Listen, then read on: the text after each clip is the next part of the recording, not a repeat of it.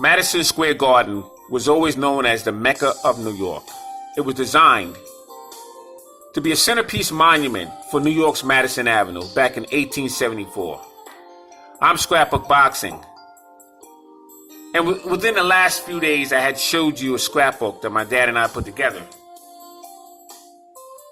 And it was all the fighters that fought in Madison Square Garden from the 1920s to 1962. Every last fighter. And we started out with Volume 1. And we left off with Volume 6. And this is a Part 2 to Volume 6. Because I realized it would make more sense to discuss the history of Madison Square Garden than just to show you the fighters that fought in Madison Square Garden. So that's what we're going to do right here today on the Museum of the Forgotten Fisticuffs series. Now you're looking at Jack Johnson to your right and battling Jim Johnson to your left. Jack Johnson fought in Madison Square Garden. And Madison Square Garden was originally designed to be a centerpiece monument for New York's Madison Avenue. This was back in 1874. Madison Avenue and Fifth Avenue was always considered a profile avenue for main attractions. Because on Madison Avenue, you have the Museum of Modern Arts, you have Rockefeller Center, you have so many, that's on Fifth Avenue, but you have so many monuments between Madison Avenue and Fifth Avenue. So that's where this monument was built, on Madison Avenue, back in 1874. But since then, it's been broken down 4 times and rebuilt 3 different occasions. And there's a history behind that. You see, Madison Square Garden was once designed by P.T. Barnum, and he took ownership of New York's Harlem Railroad. P.T. Barnum converted an open-air building into an oval arena. It was located on East 23rd Street in Manhattan. Now, the building measured 250 feet long, and it was named the Great Roman Hippodrome. And this was a place where you can have bicycle racing and a circus and other sporting events such as boxing. Now, boxing wasn't quite legal at that time, but P.T. Barnum figured, if I can design a building that would house a boxing match, that would help make it legal. Of course, there are rules and other factors that would have to take place, but to have a well-structured building would help make that happen. And you had a man by the name of Barnum. His name was Barnum Bailey. And he would go from town to town holding his circus acts. And he was notified that this building would be built. He wanted in on the act. So eventually they would hold Barnum and Bailey Circus at this new building. They would eventually run into the hands of William Chisholm. He was of Vanderbilt. And after reconstructing some major events and investments, he would resell this building along with the plans, and it would be renamed Madison Square Garden. Now, the plans were turned over to a design artist by the name of Stanford White. Now, the problem with that, Stanford White had placed an 18-foot nude statue in front of Madison Square Garden building. And that building was 32 stories high. And this idea, spanned by Spain's goddess, Diana. Now, the problem with White, he was 42 years of age and he lived with a 16-year-old girl on the 24th floor of that building. Now, June 25th, 1906, after he married a woman by the name of Mary Harry Kidner, It was said that she would invite him to a rooftop on top of Madison Square Garden and be confronted with a pistol and be shot in the face and thrown off the top of the building. That's what was said. And they would have a trial of the century in court.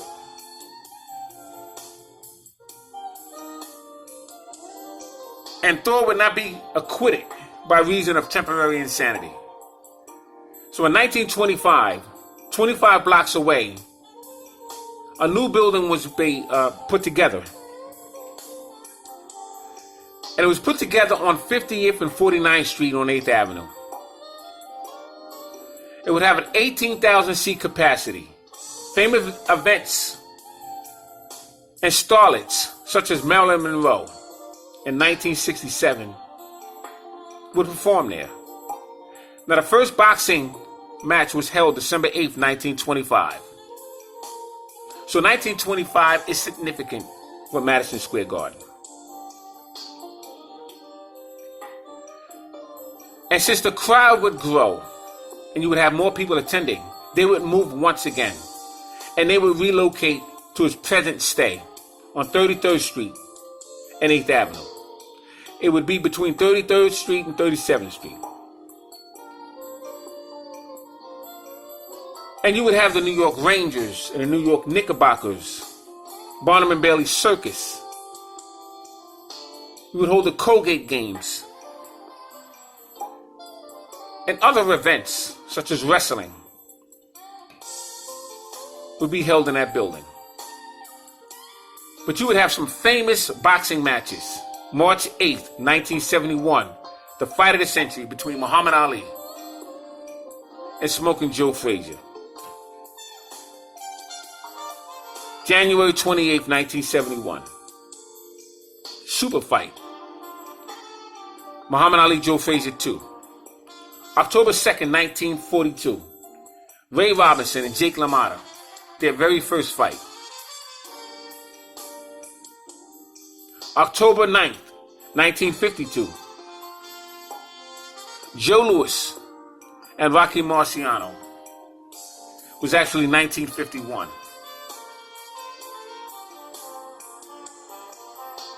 You would have Fritz Zivick and Henry Armstrong.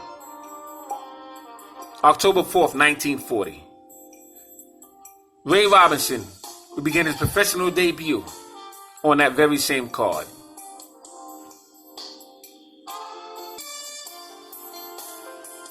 Now, Madison Square Garden promotion under William F. Curry and James J. Johnson. There were 18 fights held between 1930 and 1937. Now in 1930, he would hold 5 cards. 1931, he would hold 1 card. 33, he had 4 cards. 35, he had 2 cards. 36, 4, and 37, 1. Now in 1930, May 16th, you had Wargas and Lamonte. Ed Wargas was a very good fighter. He was a lightweight champion. October 22nd, you had Maxie Rosenblum and Bryan. November 14th, Tony Canzoneri and Al Singer. December 12th, Bat Ballino and Kid Chocolate.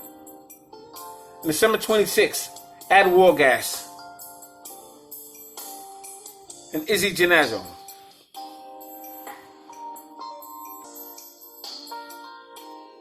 Now, November 16th, Maxie Rosenblum and Bob Olin would fight 1934.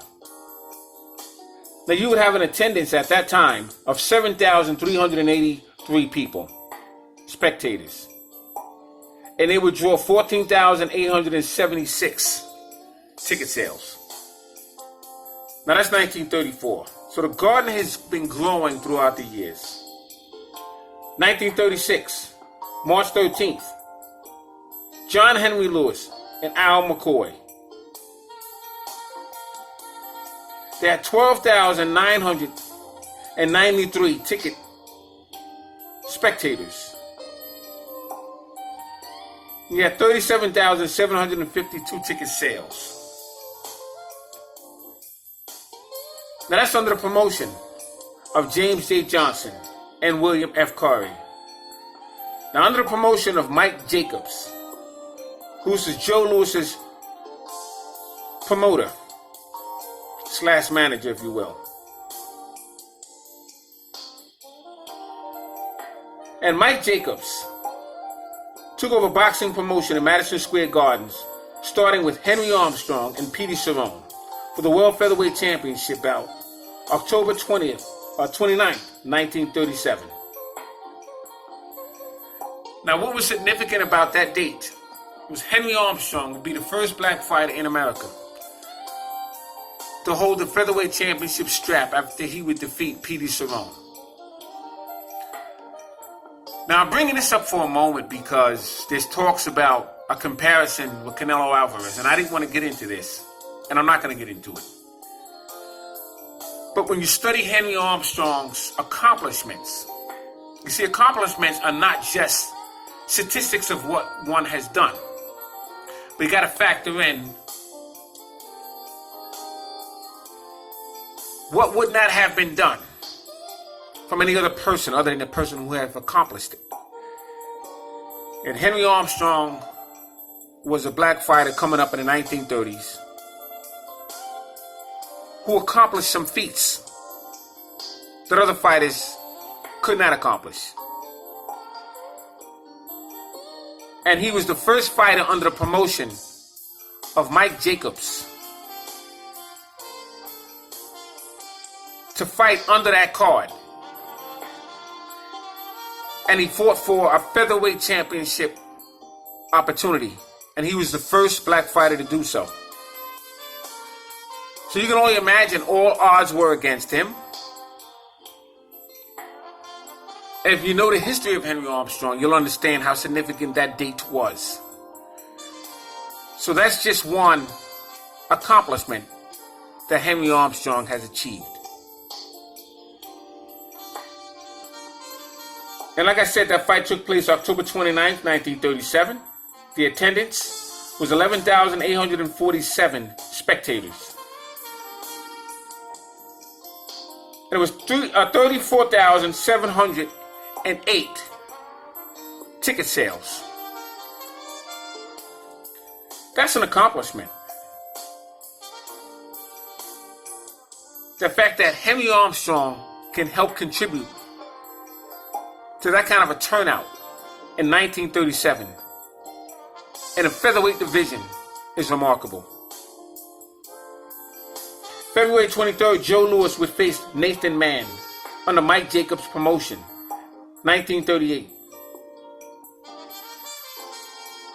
It was 19,490 spectators, 111,716 ticket sales. August 17th, 1938, Henry Armstrong would face Lou Ambers.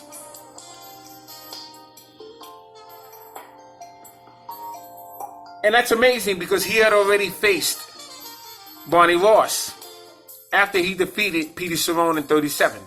But he faced Barney Ross in 1938 as well. So he was going for his third title. And the attendance was 19,216 spectators, 107,281 ticket sales. November 25th, Henry Armstrong would face Seferino Garcia, 1938, under Mike Jacobs' promotion in Madison Square Garden. Keep in mind, all of this took place in Madison Square Garden. And he would have 15,725 spectators, 79,961 ticket sales. January 25th, 1939, Joe Louis would face John Henry Lewis, 17,338 attendees, 102,000 ticket sales. Henry Armstrong and Davy Day, March 31st, 1939. 11,028 spectators. 29,008 ticket sales. Now, I want to reiterate something. That Henry Armstrong and Davy Day fight took place March 31st, 1939. But February 3rd, 1939, you had Milo Bettina and Billy Fox.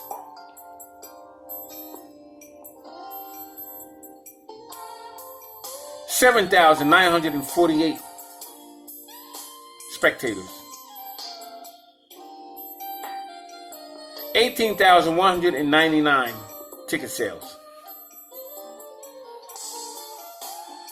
So you see, Henry Armstrong was an attraction back in 1938, 1939 at Madison Square Garden. Remember, Madison Square Garden was the Mecca of Manhattan.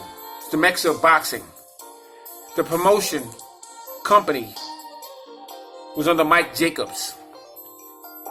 That is huge at that time. You didn't have that happen until Henry Armstrong and Joe Louis came around. But Henry Armstrong, I just wanted to jump on that discussion. 1940, January 24th, Armstrong was facing Pedro Martinez. The attendance was 19,157 attendees. 59,575 ticket sales. Let me tell you how huge that is. Because November 17th, 1939, Billy Conn, who would become the light heavyweight champion, would face Gus Lesnovich, who would become light heavyweight champion. Had 13,704 spectators and 45,068 ticket sales. Now remember, I told you that Henry Armstrong and Pedro Martinez had 59,575 ticket sales and 19,157 spectators. So Henry Armstrong was an attraction. And he was an attraction in 1938, 1939, 1937, 1940. He was a featherweight, moved up to welterweight, moved down to lightweight, and held all these titles simultaneously. In 1937, he had 27 fights, 26 by knockout. In 1938, in the month of October, he defended his title, welterweight title, 5 times.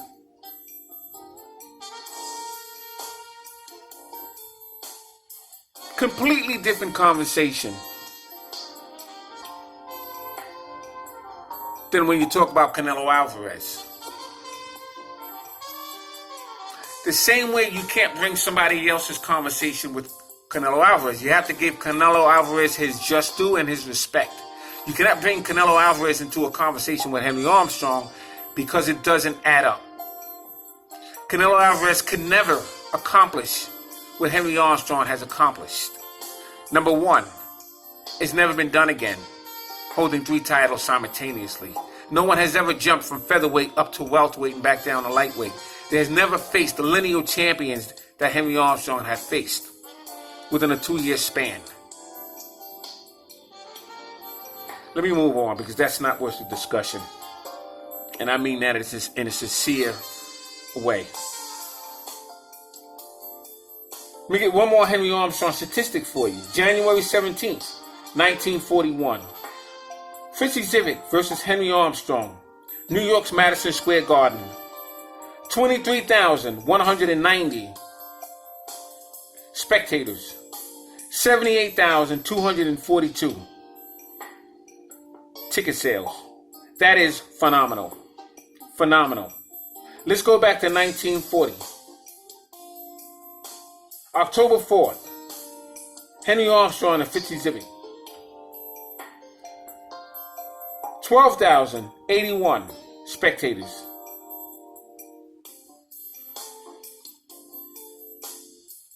I mean, that's amazing. 29,213 ticket sales. Now, we can look at it this way too, because Sugar Ray Robinson had made his professional debut on that undercard. And Ray Robinson was a commodity at this point because he fought in New York's Madison Square Garden and the New York Golden Gloves in 39 and in 1940. And everyone wanted to see Sugar Ray Robinson for the first time. But Robinson wasn't on the card with Henry Armstrong and Fitzy Zivit on January 17, 1941. So Henry Armstrong was a commodity. They had great fights in Madison Square Garden under Mike Jacobs' promotion. So with Mike Jacobs' promotion, you had Henry Armstrong in 1937. That was just the one fight that took place under Mike Jacobs' promotion in Madison Square Garden. 1938, you had 3 fights. Henry Armstrong was on 2 of those fight cards. 1939, you had 6 fights. Henry Armstrong was on one of the cards. Joe Louis was on one of the cards. But you had Milo Patina and Fox, Billy Conn, Milo Patina, Sefrino Garcia, Fred Apostoli, Billy Conn, and Gus Lesnovich. 1940, you had 9 fights. Henry Armstrong was on 2 of those cards. One with Pedro Martinez and one with Fitzy Zivit. You had Joe Louis and Billy Paycheck, Johnny Paycheck, Joe Louis and Arturo Godoy, Ken Overland and Sefrino Garcia, Ken Overland and Steve Belois, Lou Jenkins and Jimmy Leto, Ken Overland and Steve Belois. 1941, there were 8 fights at Madison Square Garden under Mike Jacobs' promotion. Fitzy Zivit and Henry Armstrong, January 17th. We talked about that fight. January 31st, Joe Louis and Red Berman. You had Billy Sues and Ken Overland, Gus Lesnovich and Anton Christoforis. You had Gus Lesnovich and Tammy Mariello, and they would have a rematch. They fought August 26th and November 14th, both in 1941. Tony Zale and Georgie Abrams, November 28th. December 19th, Sammy Angot and Lou Jenkins. 1942 was 5 fights. 1943, you had 2 fights. You have a total of 38 fights under the promotion of Mike Jacobs. James D. Norris at Madison Square Garden. 2 fights in 1950, 4 fights in 1951, no fights in 1952, 1 fight in 1954, 2 fights in 55, 1 fight in 1956, no fights in 57. And you had 1 fight in 1958. And that was between Gene Foreman and Sugar Ray Robinson. So Madison Square Garden had some fights.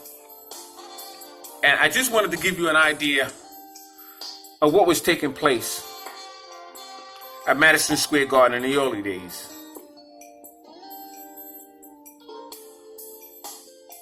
And I got to tell you, Madison Square Garden to me is still the Mecca. Right now you have the Barclays Center. But you had some of the greatest fights in the history of the game. Madison Square Garden. Amazing. 1938. You had 230,955 attendees. All the fights that took place in 1938. You had 913,320 ticket sales in 1938. And some of the fighters that was part of that was Henry Armstrong, James Braddock, Max Baer, Joe Louis. Armstrong fought Barney Ross in Long Island. It was in the Long Island Bowl, but it was under the promotions of Madison Square Garden because it was called the Madison Square Garden Long Island Bowl. Yeah, Henry Armstrong and Lou Ambers. All these fights took place in Madison Square Garden. Fred Apostoli, Young Corbett III, Henry Armstrong, and Seferino Garcia, Lou Nova, and Tommy Farr, Joe Louis, Nathan Mann. Phenomenal. 1939. Joe Louis, John Henry Lewis, Red Berman, Tommy Farr, Billy Conn, Fred Apostoli, Lou Ambers, Baby Aris Menzie, Nathan Mann, Buddy Knox, Henry Armstrong, Dave Davey, Billy Conn, Soli Krieger, Billy Conn, Milo Patina, Seferino Garcia, Fred Apostoli, Billy Conn, Gus Lesnovich. This is all in 1939. Al Bummy Davis. I mean, Tippy Larkin. You're talking about magnificent fights. Al Bummy Davis and Tony Canzaneri. I'm not going to bore you, but I just wanted to bring that to your attention. So when I continue with Volume 7 of Madison Square Garden Inserts, and I read off to you the opponents that they fought, that fighter that I'm mentioning, that's in Madison Square Garden. And Madison Square Garden has held some of the greatest fights in history. I want to quickly run through some fights that took place in 1956. And that might be it. I just want to go through that with you real quickly. You had Eduardo Lassie and Milo Savage, Tommy Hurricane Jackson, Bob Baker, Izzy Logart, and Raymond Fuentes, all great fighters. Gene Foreman and Gil Turner, Rocky Castellani and Johnny Sullivan, Lovebird Lightburn. I mean, these are names, and this is what the spectators had seen in their time. Madison Square Garden. We're talking 27 fights. Well, I should say cards, not even just fights. Cards in 1956. Rory Calhoun and Willie Vaughn, Chief Hamana and Miguel Barrios, Floyd Patterson and Tommy Hurricane Jackson, Gene Foreman, Charlie Hums, Joey Giambra and Rocky Castellani. I mean, these were real fights here. Harold Carter, and Johnny Summerlin. Yama Bahama and Tex Gonzalez. He was another good fighter. Joey Giambra and Gil Turner. Harold Carter and young Jack Johnson. Casper Ortega and Tony DeMarco. Gene Foreman, Sugar Ray Robinson. Isaac Logart and Yama Bahama. Harold Carter, Bob Baker. Phenomenal. So I just wanted to go through that with you. History of Madison Square Garden. Just give you some idea of the kind of fights they had and opponents in which some of these fighters fought. So this is Scrapbook Boxing Museum of the Forgotten Fisticuffs series. All great fights and all great fighters will never be forgotten on my channel. Thanks for listening. Salute to my subscribers. Salute to these great fighters that fought in Madison Square Garden.